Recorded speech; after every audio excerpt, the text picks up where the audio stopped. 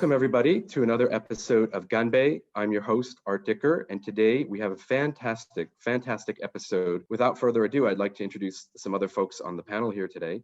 Richard Robinson is a seasoned entrepreneur at multiple early stage companies over the years. Thank you very much. Great to be here. Joanne Wood is founder and chairman at Capital 8. Welcome, Joanne. Really wonderful to also be participating in the podcast today. Dan Krassenstein, Global Supply Chain Director at Procon Pacific. Welcome, Dan. Happy to be here. And Jacob Thomas, who is our assistant producer at Ganbei, also is a master's student in corporate management at Tongji University, is going to co-host this episode with me. Welcome, Jacob. So happy to have you guys on and really looking forward to the discussion today. I wanted to give each of you a chance to walk the audience through your favorite story from some of the earlier times when you were maybe just arrived or a few years into it in China. I was the captain of an all-female Chinese national baijiu drinking team. For those who don't know baijiu, it is China's equivalent. Yes. It's the white spirit, usually drunk in a shot glass, equivalent to a vodka. And we had, we would usually win hands down. Wow. Wow. We had our secret, which I cannot divulge to this day. I've never told anyone how we prepared, but we would have to prepare for it. So throwing it over the shoulder. Yeah. During the course, during the course of the banquet, because it was always around a banquet, we also had a very disciplined approach to how we would drink, who would drink, how much, and when. At the time, I was working with Jardine Fleming, which was ultimately acquired by JP Morgan. But it actually led in a fun way to us being awarded an IPO for one of the very early Chinese companies that was listing in Hong Kong. Word spread, and thereafter, as we continued to meet new prospective clients, they would all request an evening banquet with the female drinking team. I love it. Wow. In a funny way, it didn't last more than a year. And I want to make it clear that, you know, when we were awarded mandates for IPOs, it was not on the basis purely of the fact that there were women in the corporate finance team who knew how to drink. That didn't hurt. That definitely didn't hurt. But it didn't hurt.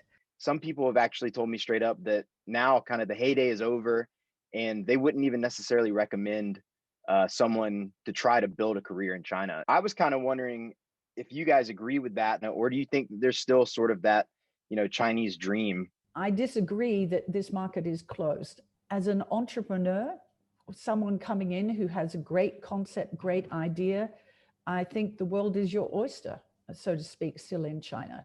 And the doors are open here. It used to be just being a Westerner living in a Shanghai was enough for opportunities to find you. Now, there's so much indigenous talent and the market has become so much more mature. It's all about having a niche. You have to have an unfair advantage in whatever you do, right? Entrepreneurship. Mm-hmm. Like you have to, like, what's your unfair advantage? Chinese companies are still lousy at going international for the most part.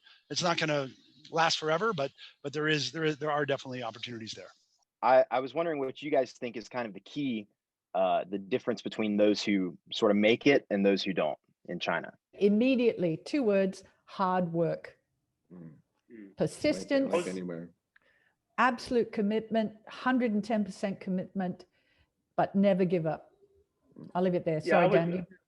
No, we're on the same line. I was going to have tenacity as one of my words. We're thinking alike, as well as being, and this is true for any international type of assignment or effort, being open-minded to the local culture, especially the business culture. Don't go in with your, again, me being an American with the ugly American type of attitude of my way or no way. Come in with an open mind to understanding, listen better, to understand how things operate locally, what are their existing norms before forcing my way onto it. And as much as possible, try to adapt that what you're trying to accomplish to be in line with and harmonize with the local culture. You can't force certain things. I mean, we all know about Chinese and face and Asian culture in general and face, which is not so common in the US and other Western societies. So if you come in oblivious to that, you're doomed to failure. it can be quite lonely when you're going into a new market, trying to accomplish something in this type of challenge. And just like that, what was it, the clown, which you would blow up, like the toy 40, 50 years ago, and you would punch and punch and it would get knocked down, but because it had beanbags or something at the bottom, it would always bounce back up again. You have to have that attitude of knock me down, I'll get right back up again, and don't get discouraged by failures. And I think we take these couple pieces of advice and put them together, and you might have a better chance of success. Sounds like there's a lot of opportunity to be had, but you have to go out and get it and work hard. But if you're willing to do the work, there's perhaps less that'll get in your way here than maybe other countries or societies or markets which are more kind of have entrenched interests or entrenched like legacy businesses or something like that in the way, right? You don't necessarily have to understand Chinese, but you have to understand Chinese. So if you can really understand Chinese people better and have a comfort with actually working with Chinese people, then that's even more important than necessarily being totally fluent in the language. Because unless you're really like all in and I'm going to do my entire career in China, you're like, I'm going to do 2 to 5 years, maybe 7 or 8, you're still not going to be good enough with the language. But if you can build some networks and build some fluency and being that bridge, and not necessarily a bridge, more like cartilage, you're the cartilage between the bones that's taking all the crunching, then you have some sort of unfair advantage. You know, it's not clear yet exactly how China will kind of continue to integrate into the world economy and just the world order in general. How do we see other countries reacting to their rise? We've seen a little bit so far. How do we see China opting in, still trying to opt into the way the system is set up now? Or do we see China kind of accepting that things like decoupling are an inevitability and kind of charting its own path? China is willing to integrate, but with the caveat that a lot of the trade organizations and international standards and norms, they were not necessarily part of establishing or writing. Thus, they don't necessarily feel obliged to accept all the components of those agreements. So China, where it has its power and money behind certain international organizations or agreements, certainly wants to adapt it to where it's comfortable, and it has every right to do so.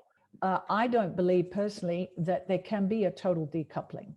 I think any attempt to do so would ultimately fail. And I think you're seeing right now some of the cracks that are coming as a result of perhaps the pandemic acting as a catalyst to try and force that apart in a very, very short period of time.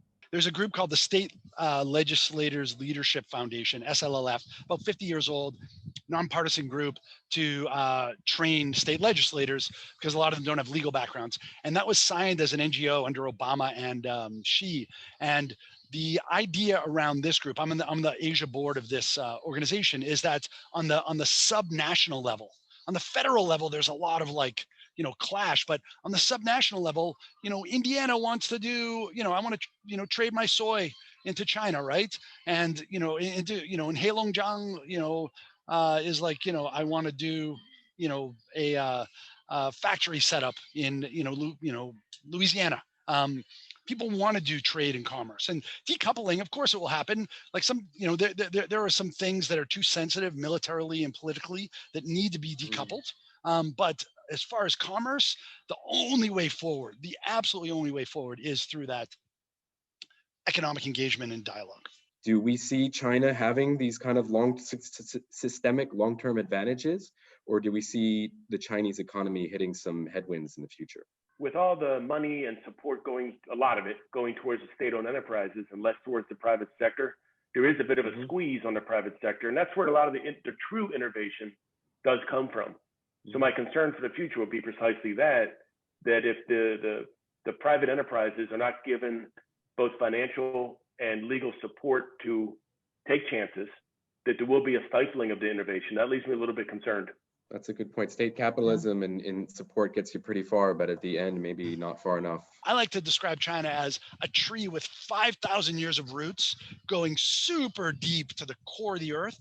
But then the tree above ground is literally shifting in real time to capture rain and sun and protect from wind. You'd think that like the largest and like arguably the oldest society would be the most rigid and the most, difficult to embrace change, but it's literally actually the opposite. And that's one thing that I think people don't understand. It's not just, oh, okay, they're open to innovation. Yes, very open, but the speed of it is just, it's like that old like film clip from the 40s or 50s of the guy on the plane, like spinning around like the speed of change is happening so fast here. If we are going to see this kind of conflict persist, who's going to solve it? There's so many kids running around here, foreign kids who've already grown up a huge portion of their life in China, speaking Chinese basically like natively. Is this the generation that's going to solve these problems too? I think my children would be a perfect example. They're now 28 and 26 respectively, living around the world, but they grew up in Shanghai. They're like the 2.0 version of what I wanted to be. They think bidirectionally. They think both as a Chinese as well as a Westerner. They're more sensitive about face and long-term win-win solutions. They have much larger networks, both within the Chinese and the Western community, to lean on to look for solutions. And I think they think more globally. They realize that what happens in Timbuktu could affect you in Cleveland. So they do think differently and more globally and realize how interconnected the world is. So back to the first question, I don't think it was naive about a reckoning between China and the West. Perhaps it's speeding up and happening faster than people expected. It's a little bit harsher. Part of that was caused particularly by the Trump administration misreading China and thinking that the US was the all-powerful, that it could cough and China would catch a cold, not realizing that the key role that the American allies from Europe to Japan, et cetera, play in those relationships, that China has a lot of alternatives. So Trump is playing checkers as China's playing chess.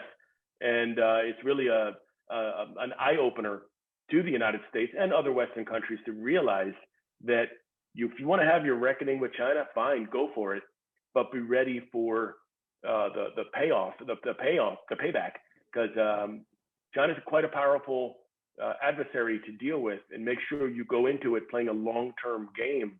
So I think there were some mistakes made on both sides, both misreading each other. I do believe, though, the next generation has more patience and more of a global vision to come to some solutions. At least that's what I hope. Hey guys, this was a fantastic panel. Really, it was free flowing. Like I said, it was so many good stories, so many good gems packed in there. It was a very lively panel, as we predicted. And Jacob, I don't know if any other thoughts you wanted to add as well. Thanks, by the way, for co-hosting this one with me.